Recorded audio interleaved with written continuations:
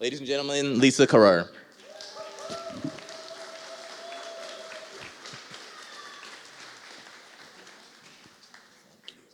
Well, I guess we'll just get started into some questions here, right? But before I do that, let me share just a little bit of my observation of the show. I did have the opportunity to check this out and have Lisa guide me through a few of the stations. I know a lot of you had the opportunity to do that, and I'm sure you would agree it's a very impactful experience to listen to these stories and to see the representations that Ms. Carrer had about these refugee camps. And I think it's important to make the connection here that, I mean, speaking of multifaceted, I think the audience we have here would be correctly characterized as multifaceted, multicultural, and I think that's one of the beautiful things about a show like this is it really brings together people from all different backgrounds. And if I'm not mistaken, I think that's probably one of the points of engaging in this type of artwork. Would I be right in that?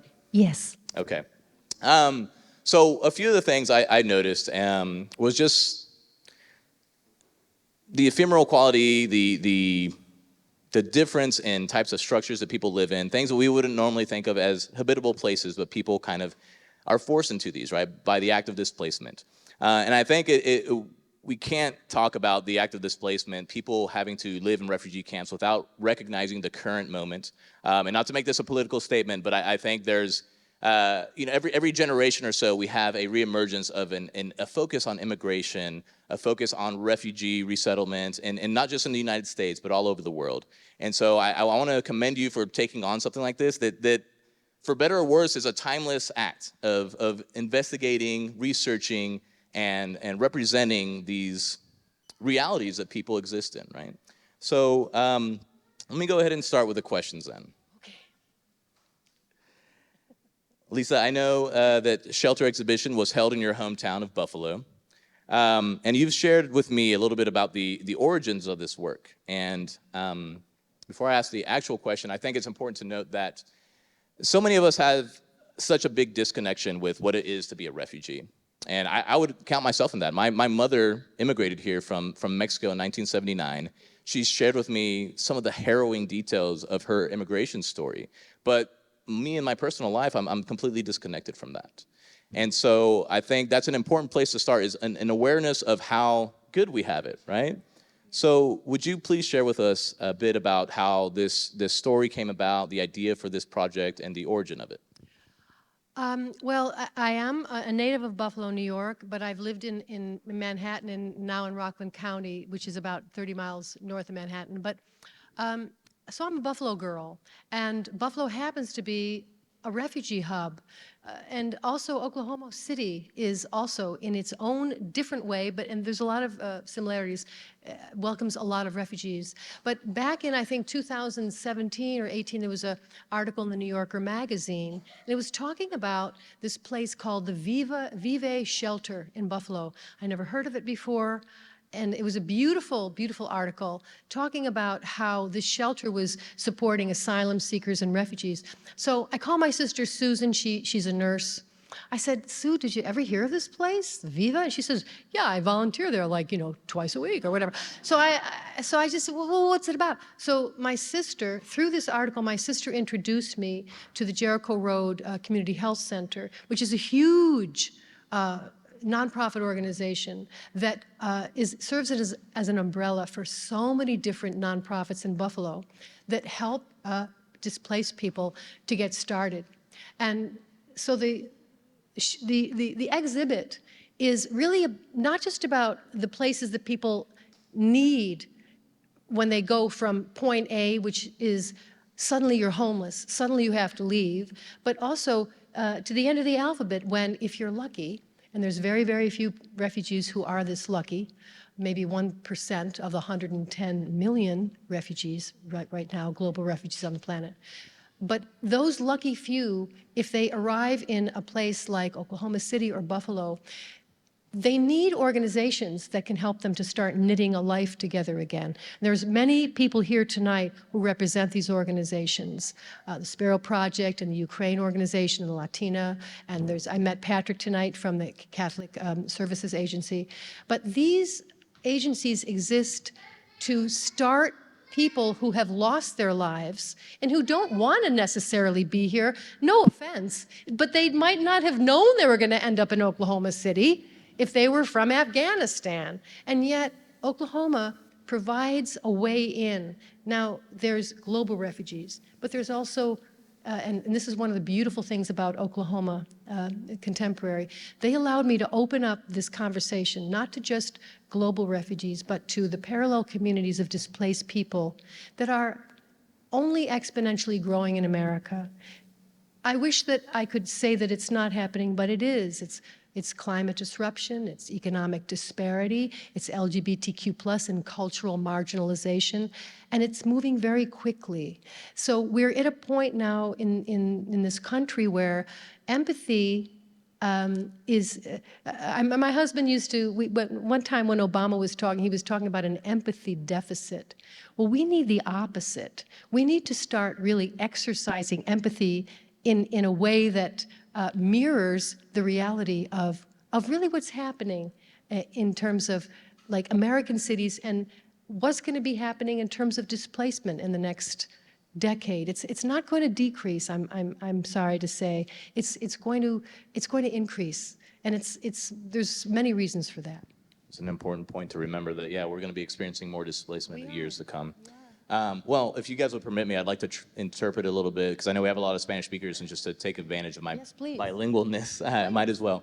Bueno, bienvenidos a todos. Disculpa que no les di la bienvenida para empezar, me dio un poco de nervios, pero bienvenido a todos aquí que hablan español. Quiero interpretar un poco lo que habló la artista Lisa Carat acerca de su proyecto de arte aquí. Entonces, su proyecto de arte se lleva a cabo en la historia de la gente que están, de una manera u otra, esforzados fuera de sus lugares de hogar, o de sus lugares de origen. Entonces, habla a nivel mundial de la gente que sean esforzados afuera de sus hogares de origen, pero no solo eso, sino también los gente que viven aquí con nosotros, que también están esforzados afuera de sus hogares, sus casas, que sean la gente indigente, que sea la gente que por una razón u otra tienen que mudarse a otro lugar sin tener las preparaciones para hacer eso, y que vamos a estar experimentando eso mucho en los años que vienen por razones del clima, por razones económicas, por razones políticas. Entonces es algo que necesitamos investigar y saber un poco más sobre eso. Okay. Well, let me move on. Well said.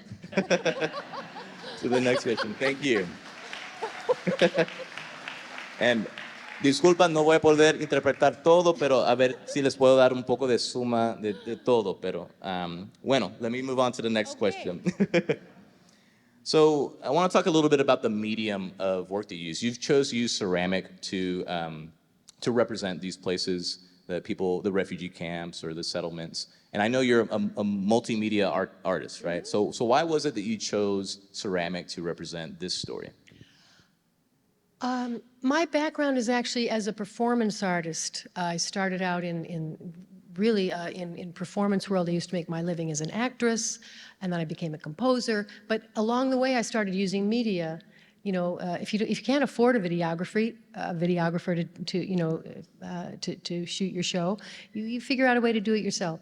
But the thing is, all of these digital devices that you can use to tell stories are very applicable to more sort of historical ways to tell stories, which is oral storytelling, which exists in the show, but also the idea of historical fiction, which when you watch the little videos inside the ceramics, these aren't, well, actually, we did have many of the people in Oklahoma who are displaced agreed to be performers in the videos, but it's not meant to be, that part isn't meant to be totally real.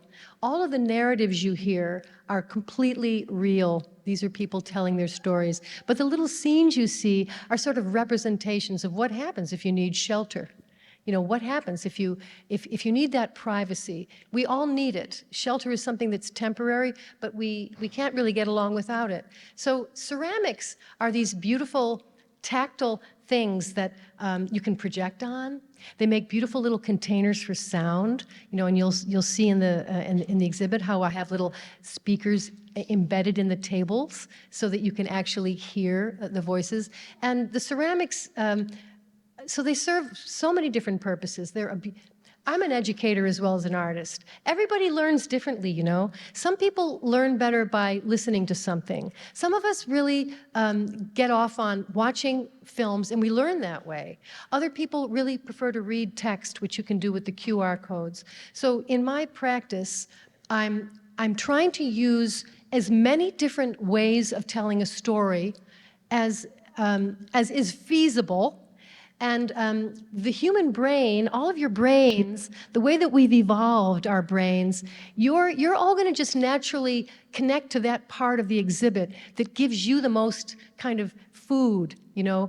Some of you are going to really just watch more of the video. Some of you might just really want to capture those QR codes and take them home with you and look at it later. Or I've had a lot of people really talk to me about, you know, the table mounts that were designed with my collaborator, Bill Hockhausen. I did all the ceramics, but he built those beautiful table mounts. You know, they're not perfect. There's a kind of a gritty quality to them, which really lends itself to the idea of what happens if suddenly, can you imagine it? Suddenly, your house isn't there. Or suddenly, you've got to leave not only your town, your house, you have to leave your whole country.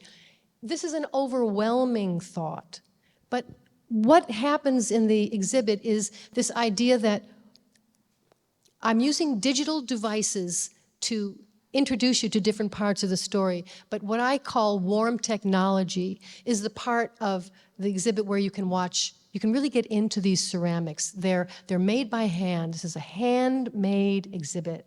And we're using digital technology to enhance, not to cover up the humanity, but to tell more of that story for you. So the ceramics, they're wonderful to work with. As an artist, I love working with them.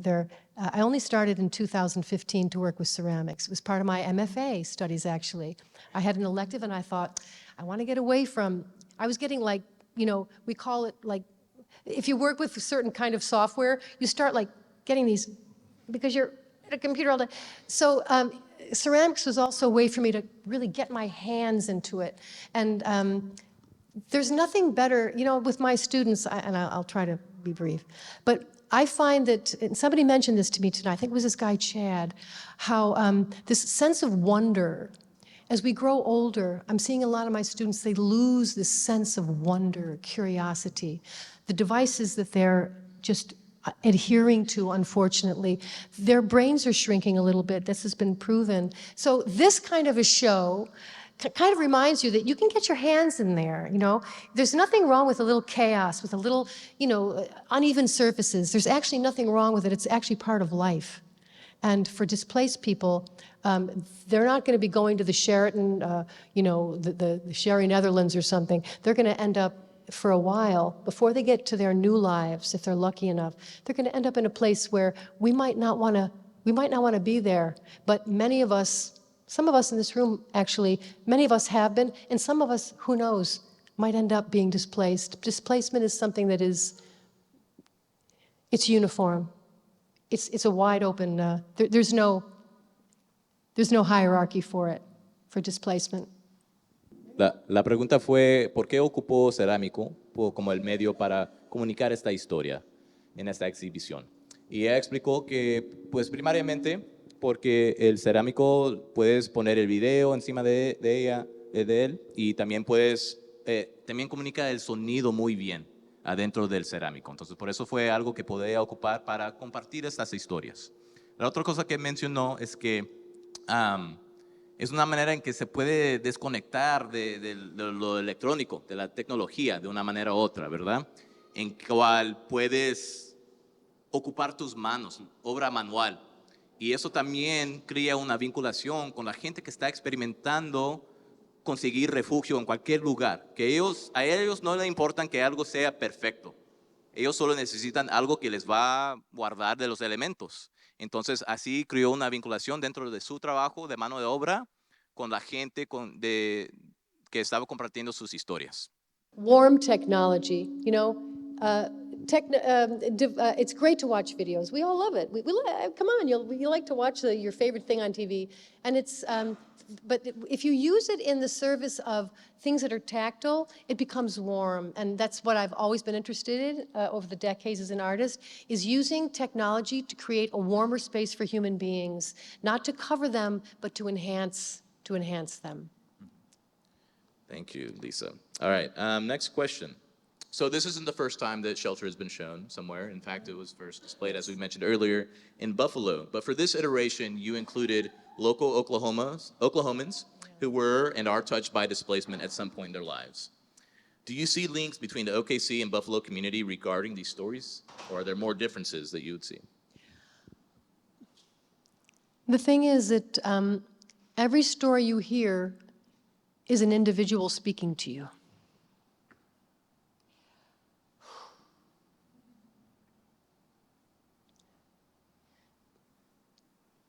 Oftentimes, the story's very difficult to hear, but my job is to give people the space to tell the story. So the thing is that, everybody who has a story, there's an equality in it because it's an individual who's having this experience and they're willing to share it. And, they come into the room like we were on the, I guess it was the second floor. I can't remember. Yeah, I think we're on the second floor. And they made a little recording studio for us. And these people who I don't know, this is idea of, the word stranger. It's a strange idea, the word stranger. These people I never met, they would come into this room and we'd give them a little cup of, a cup of tea or a little bottle of water. And then they would I've never met them, but they're willing to participate.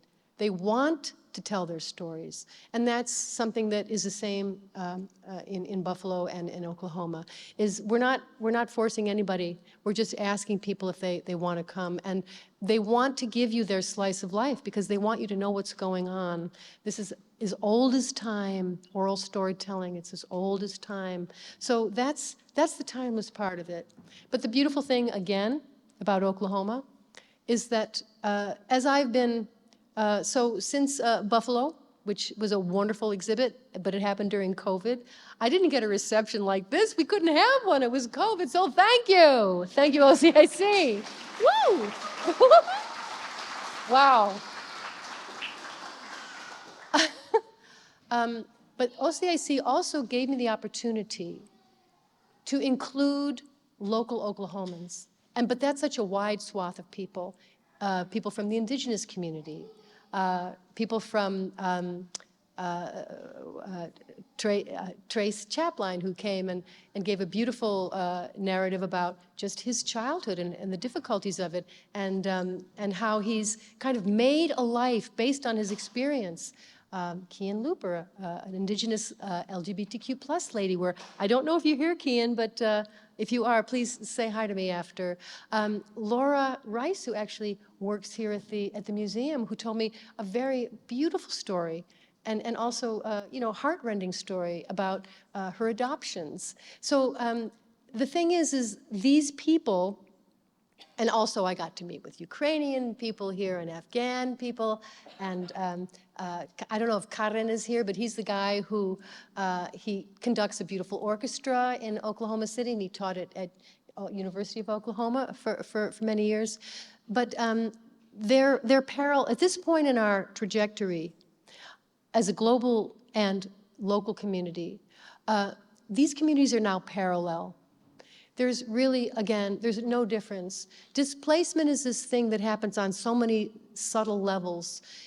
A lot of people in this audience might not realize that they've actually been through periods of displacement. It doesn't mean you have to come from a war-torn country. It might just be that, I don't know, your family tossed you out, or you had a flood, or there's so many different ways of experiencing this phenomenon of displacement. So I hope that I answered your question. There's many, many different increments in these stories. Thank you.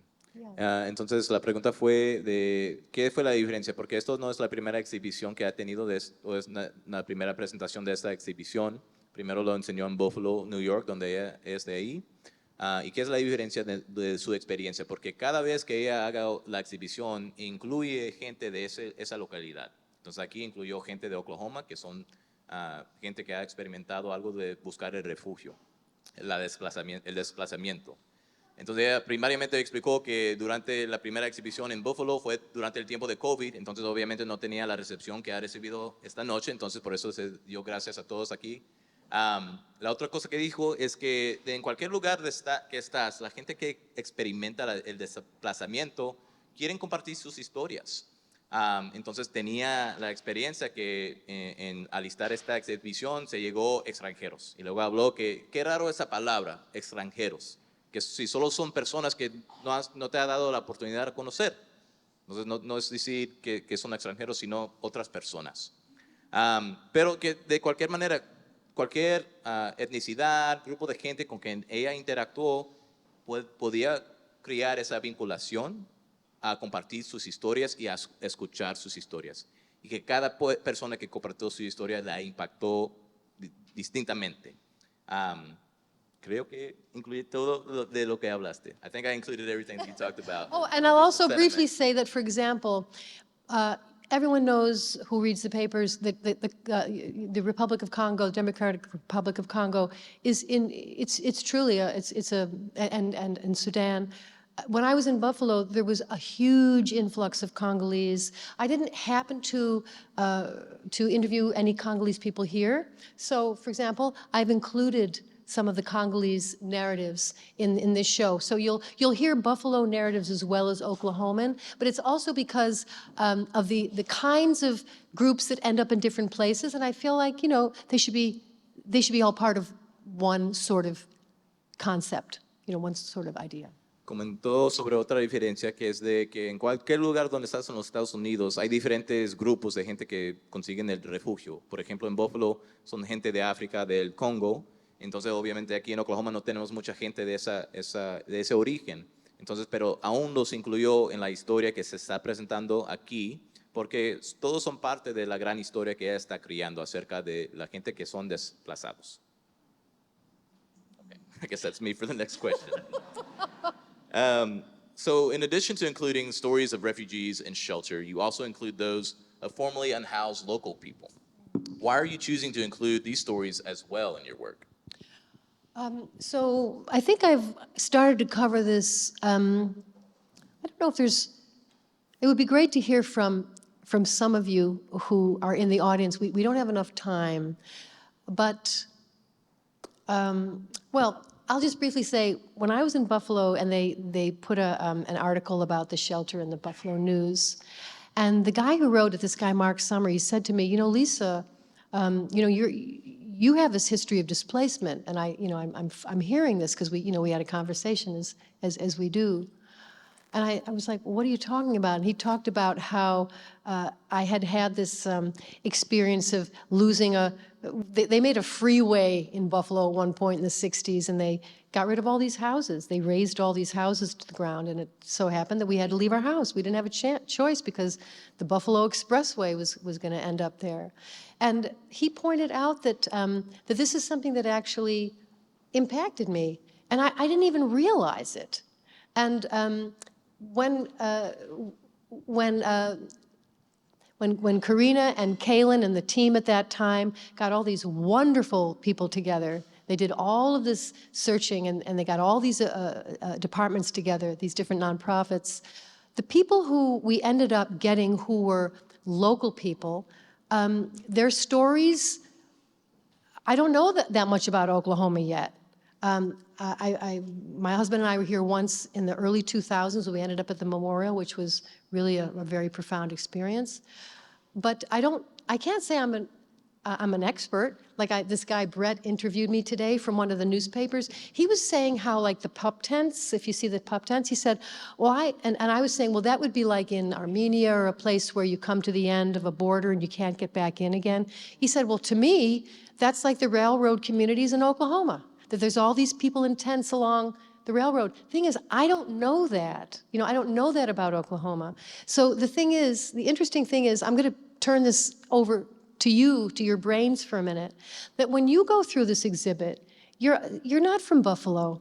You know, you guys are Oklahomans, ladies and gentlemen. So your interpretation of some of these are going to be things that I had no idea would be, you know, for you meaningful. So in a way, I hope I'm answering in a strange way your question, which is that I can't anticipate, and it's not my job. My job is to get these stories in a way that I don't want to change what anybody's saying, but I can't have every story last for 20 or 25 minutes. Some of the people that I interviewed talk that long. But I'm looking for the most important parts of their stories that you want to hear, and you'll all interpret it. You're emancipated spectators.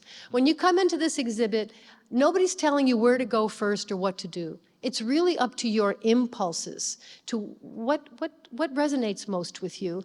And in terms of the people who are local Oklahomans, I learned a lot about Oklahoma, not just from the global refugees that I was able to interview, but really from the indigenous and marginalized and people who are having drug problems. I got this whole snapshot of Oklahoma that I would never have gotten without them. So it's really their contribution that makes it different than Buffalo.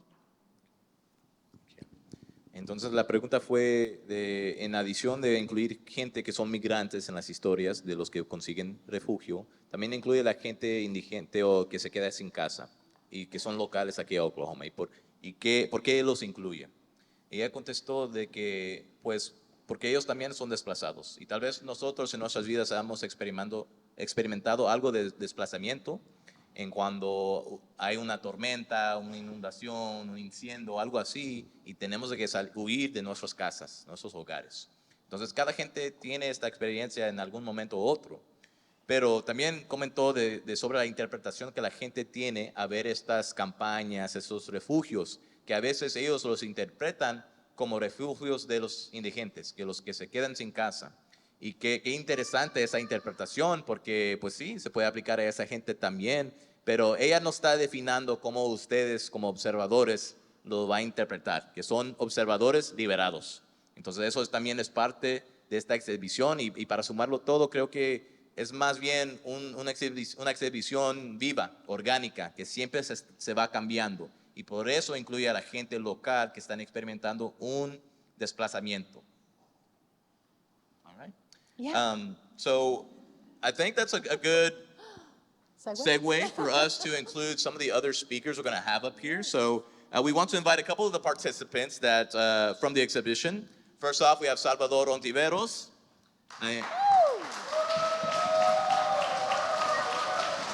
Salvador Ontiveros, un gran hombre de la comunidad, un conocido mío desde que fuimos en la preparatoria juntos, pero he is also the president and CEO of the Latino Community Development Agency. So welcome, Sal. Thank you for being here with us. We also want to welcome Asang Rem, who is a children's book author and director of student support at the Sparrow Project, an organization that supports resettled refugees in Oklahoma City. Welcome, Sal and Sang. Glad to have you guys here. So, Sang, we will start with you if that's all right. Sure. Sang, you're originally from Burma. Yes. And your family migrated as refugees to Malaysia. Would you mind sharing what you can about your migration story and about your participation in shelter? Yeah, so I'm gonna make it short. So I always say I can share my story in 2 hours, or I can also make it in 5 minutes. So I'm gonna make it around 5 minutes. So I came from Burma, which is in Southeast Asia. I was born in a tiny village called Lauzom. We all know each other. Everyone is like your family, big family. Even if you're running out of salt, you can knock your next door house and just borrow salt. So it was pretty fun, but then war in Burma has been a long time, and it wasn't the safest place to be there and raise children. So my father decided to move to, my family decided to move to Kalemio. So in Kalemio, I had to learn another language, which is called Falam language, and then also going to school, like learning Burmese as well. So we were in Kalemio for a few years, and after that, my father decided to go to Malaysia for better life, better opportunity. So my father went to Malaysia. He applied to become refugee, and he got accepted. So everyone is not, it's very hard, difficult to get in that path as well. So he got accepted. That's how we all came to Malaysia. Mom with 6 children crossed the border from Thailand to Thailand to Burma to Thailand, Thailand to Malaysia, and that's how we make it to Malaysia. A few months living in Malaysia, we were running out of soap. And I was begging my older sister, let's go get some soap. And she said no. And I was begging her, let's go, because it's just right behind our apartment. We can just walk like 3 minutes. And as soon as we walked out, like, we got arrested because we were undocumented in Malaysia. They sent us to this camp called Lengkeng Camp outside of the city. And I was so nervous, but I'm like, I'm not gonna cry. I'm strong. When my older sister was crying, but I went myself from fear, and they gave us a number over there, and they call us by number. I still remember my number, 022710. And we were in this camp. Before we get into the camp, they did strip searching, and I was 14 years old. And sorry. Take a breath. Take a breath. And we were in that camp for a month, and they sent us back to Thailand border. And that's how we crossed the border a second time and made it to Malaysia again. And then a few months later, we went to the UN office. We did all the interview, physical check, blood lab, everything, and we passed. That's how we get to settle in the United States, and that's how I get to meet the Sparrow Project, which the organization that helped us when we first came to Oklahoma City. We were second migrated from other states, so we came here, and that's how I got connected with Sparrow since 2010. And right now I get to be a part of the Sparrow team, and it's been 8 years, and it's been amazing, amazing journey. And I'm so glad that I get to be a part of this. So I get to share my story here, and I also I didn't expect it, but I'm like, I'm just gonna bring my book with me and see what happens. So Talk a little bit about the book. yes, so my book is, the title is Refugee, and the subtitle is my journey from Burma/Myanmar, because we have 2 names, to the USA. So that's my book, and it's a children's book illustrated by someone who is from Burma as well, but he is in India due to war in Burma right now, and I get to meet him, and that's how we get to work together and share my story that way. And but children-friendly version of my story. But yeah, thank you so much for having me. Thank you. Thank you.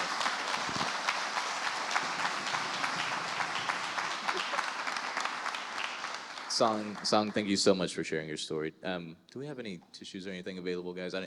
We should have anticipated this would get emotional. I'm good now. I'm You're good. Okay. I mean, we might. I don't know. We'll see how deep we get into these questions. I know this is obviously a very powerful, impactful experience, a very heavy one for you. So I really appreciate you sharing that with us. And I do want to ask you more about your book. If I could interpret real quick.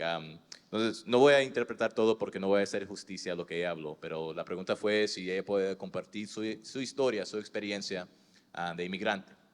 Y ella es de Burma, un país en sureste de Asia, y que experimentó una guerra, y eso fue la razón por qué ella tenía que huir de su hogar. Y comentó mucho de esa historia, obviamente algo muy pesado.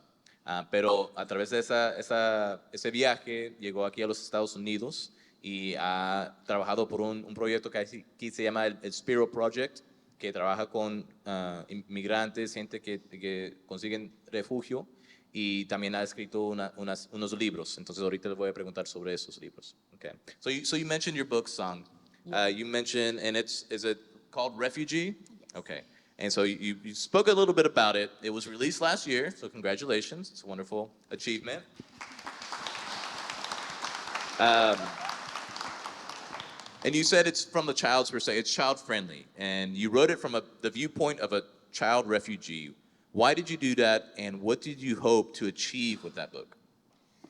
Yeah, I'm like, when I think about that question, I have a lot of answer, but then I'm like, it doesn't smart to have a lot of goals. But then I'm gonna answer with like two goals. So number one is I do want to bring awareness about refugee, and I hope every refugee journey is different. But this is my refugee journey. But then I think it is also important to share mine as well. But then other people have, every refugee journey is different and unique, but then I think it's also important to share. So that's also one reason. Then the other one is I was born in this tiny village, like I said. So we did not have any children book. I did not grow up having children book. So my goal is to have children book in my language. My first language is Danyat. My second language is Falam. Like we don't have any children books in those two languages. So my goal is to have more children books in those languages and also Burmese. Yeah. Wow. La pregunta fue por qué escribió este libro del perspectivo de un niño y qué quiere cumplir, qué quiere lograr a través de escribir este libro que se acaba de salir el año pasado.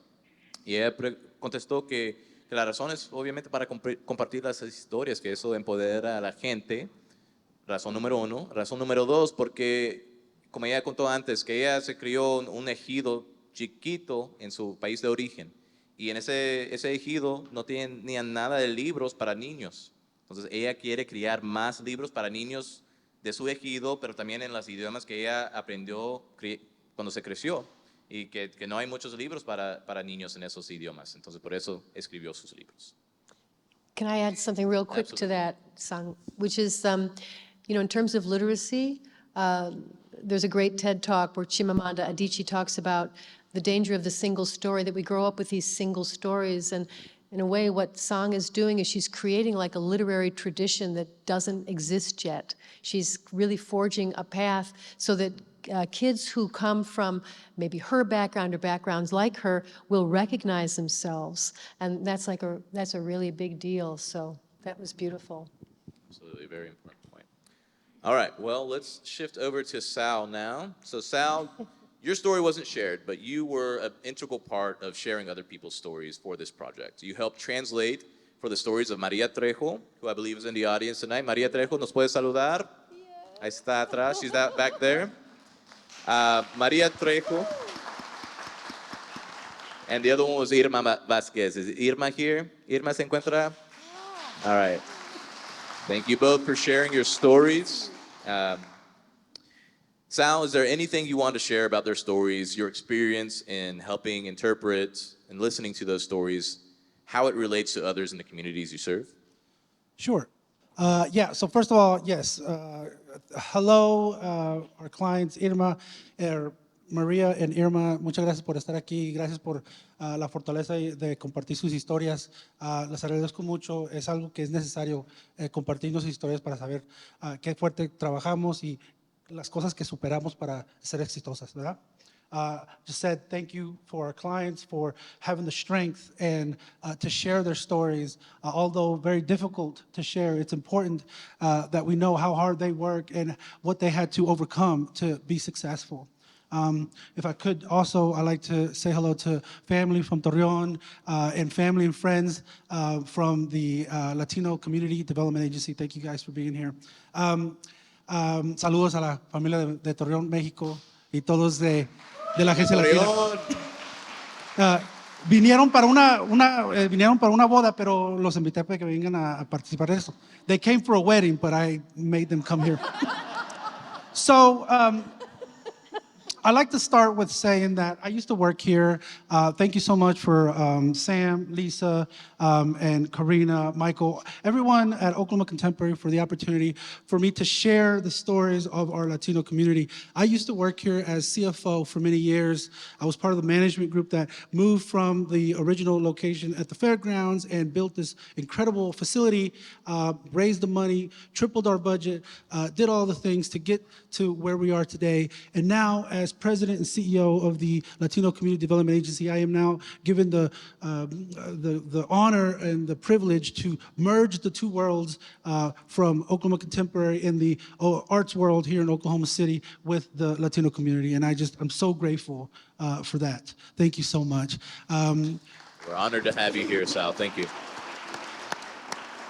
Simplemente lo que dije fue que estoy muy agradecido por la oportunidad de cuando yo trabajaba aquí, ayudé yo a crecer esta organización donde está hoy y ahora la oportunidad de compartir las historias de nuestra comunidad y conectar a la comunidad de arte aquí en Oklahoma City con nuestra comunidad hispana es un honor y un privilegio y muchas gracias para aquí los empleados de Oklahoma Contemporary por la oportunidad. So I actually, when this opportunity came to be, I was really, really excited because I know what this organization means to the art community, and I know what it means to me. Growing up, I didn't have the opportunity to go to an art center and really participate in that scene. My parents were just really trying to put food on the table, and so the art was something just right outside of my grasp.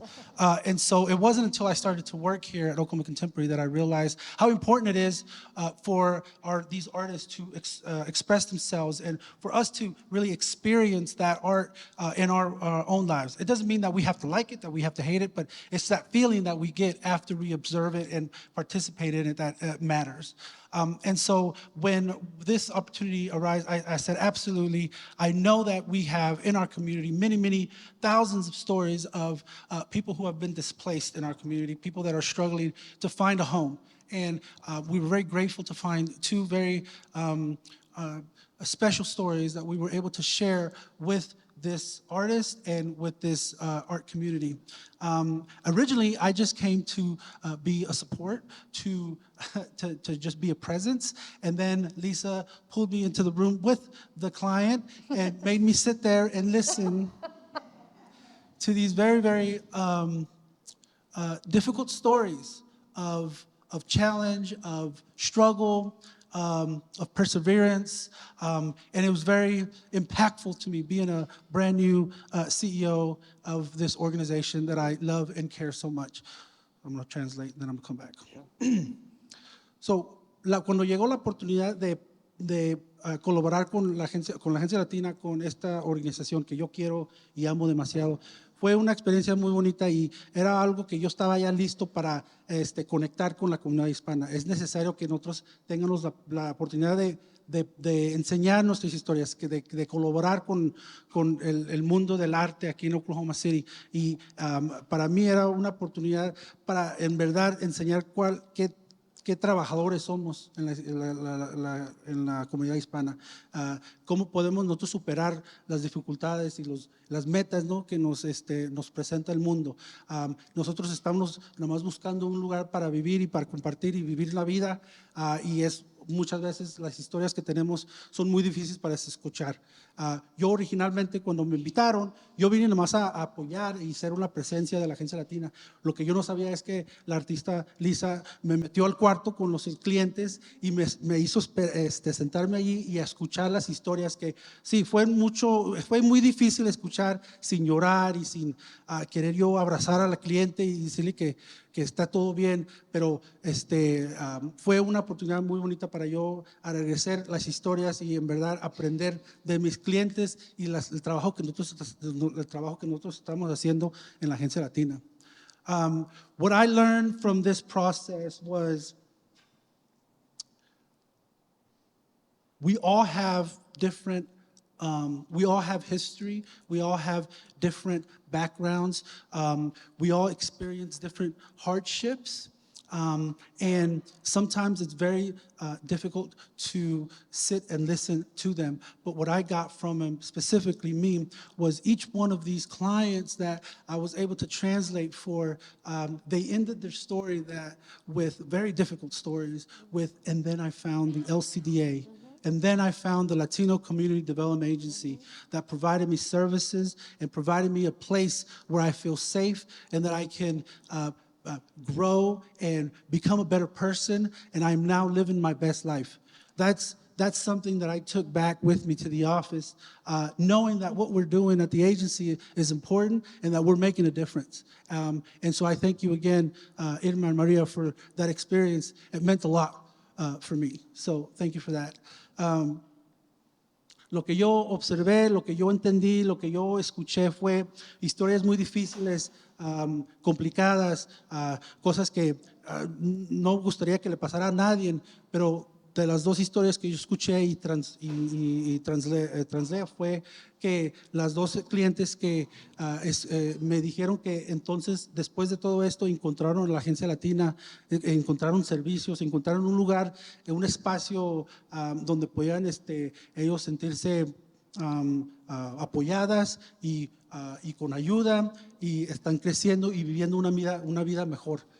Entonces es algo que yo para mí, como un ejecutivo nuevo a esta posición y a esta organización, saber que la agencia en verdad está haciendo la diferencia en muchas vidas y es algo que yo les agradezco mucho a María y a Irma por esa experiencia. Muchas gracias.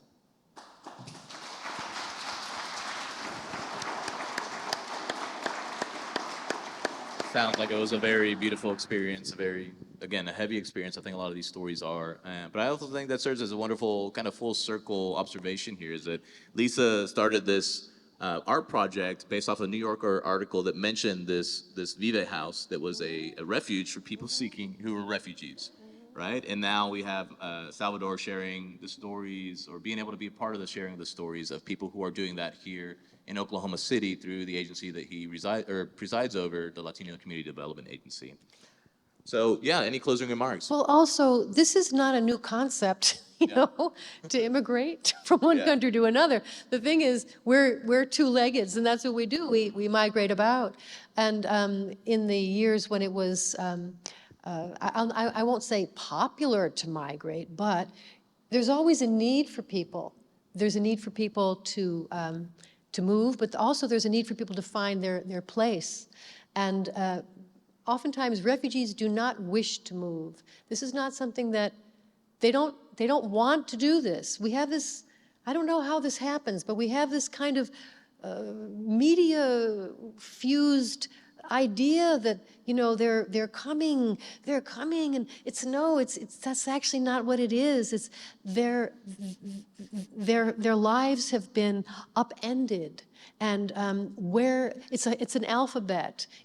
You're living, you have your village, you love your people, and suddenly something that's beyond your control makes you have to go. It's not something that people want to do. And then somebody like Sang and her family, it's not just like, oh, let's go here and we'll just go live over. It's not like that for so many people. There's this whole alphabet of things that have to happen. And that whole time that it's happening, and no matter how dramatic or traumatic, you have to have shelter every night. Where are you going to lay your head that night?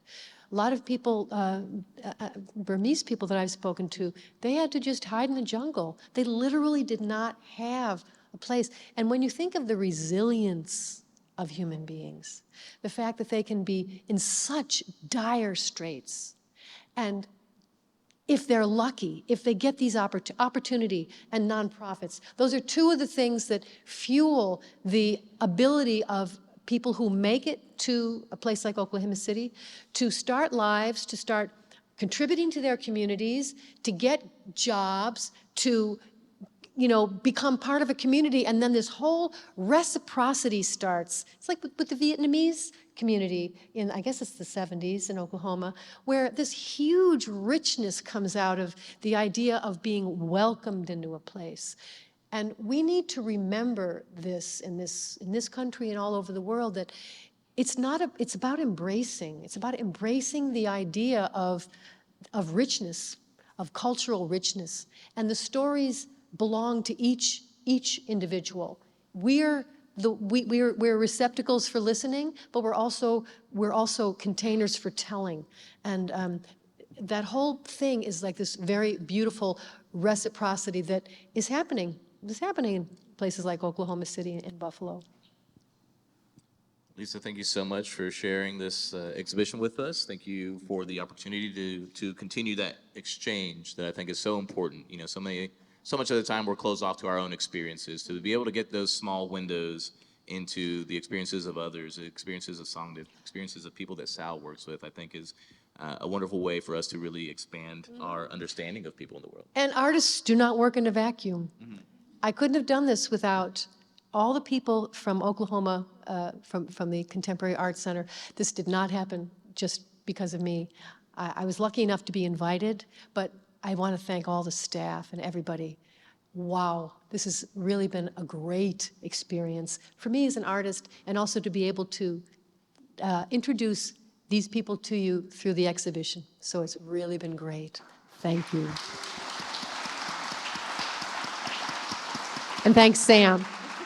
All right, no, absolutely. It's my honor to be here with you all. Thank you, Song, for sharing your story. Thank you, Sal, for the work you do. Lisa, for the exhibition. Thank you all for attending and observing the art and taking it all in and listening to us talk for about an hour.